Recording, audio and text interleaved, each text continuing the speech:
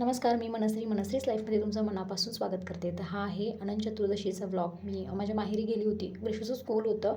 दुपारी ती स्कूलवरनं आली, त्याच्यानंतर आम्ही गेलो माहेरी. म्हणजे रात्रीच पोचलो आम्ही, हे आम्हाला घेऊन गेलेले. आणि दुसऱ्या दिवशीचा व्हिडिओ आहे.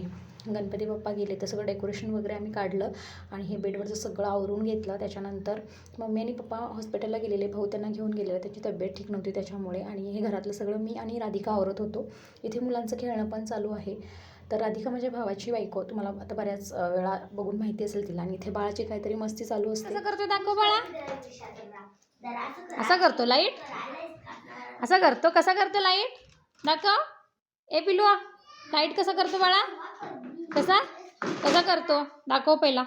ग्रीशूच्या गावाकडे आता खूप फ्रेंड्स झालेत. आम्ही गेल्या की लगेच त्या भेटायला येतात तिला. इथे पप्पा वगैरे आले होते, तोपर्यंत मी बाकीचं डेकोरेशन काढून घेतलं होतं. बाकीचं राधिका आवरत होती. असं सगळ्यांची कामं चालू होती. मग पप्पा आल्यानंतर हे लाईट वगैरे लावले होते पप्पांनी, ते काढून ठेवले, कारण हे लाईटीचं काम वगैरे मला जमणारं नव्हतं. त्याच्यामुळे प्रत्येकाने कामं वाटून घेतली की कामं लवकर संपतात.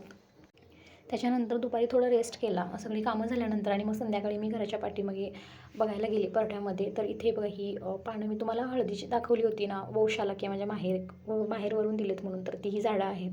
इथे नारळाची झाडं, खूप सारे नारळ लागले होते. पप्पांनी बऱ्याच वेळा काढलेत. हे पपईचं झाड आहे, त्याला छोटे छोटे आता पप्पे आलेत.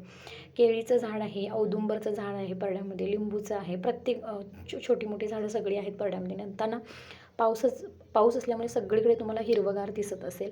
आणि ही जी फुलं होती ना, ही माझ्या काकीच्या परड्यातली आहेत. मला ही ह्याच्यातली काही झाडं पाहिजे होती कुंडीमध्ये लावायला. मग मी त्याच्यामध्ये छोटी छोटी रोपटी भेटतात का बघायसाठी गेली, पण मला तिथे हात घालायला भीती वाटत होती. म्हणून मी राधिकाला बोलवलं आणि मग राधिका ते शोधत होती.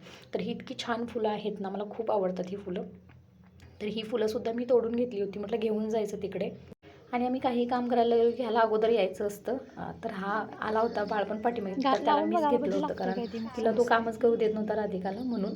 आणि मग त्याच्यानंतर झाडं वगैरे आम्ही शोधली आणि एक दोन झाडं भेटली आम्हाला. त्याच्यानंतर ही फुलंसुद्धा घेतली. म्हटलं उद्या देवपूजेला वापरता येतील, तर घेऊन जायचं आणि फ्रीजमध्ये ठेवायचं म्हणून तीही तोडून घेतली. परत थोडंसं खाली गेलो परड्यामध्ये, इथे भोपळ्याच्या वेली वगैरे आहेत, बघू शकता. हे शेगलाच्या शेंगाचं झाड जे माझ्या काकीच्यांचं आहे. गावाकडचं वातावरण खूप छान असतं. असा होता आजचा दिवस. तुम्हाला व्हिडिओ आवडत असेल तर चॅनलला सबस्क्राईब करायला विसरू नका. बाय.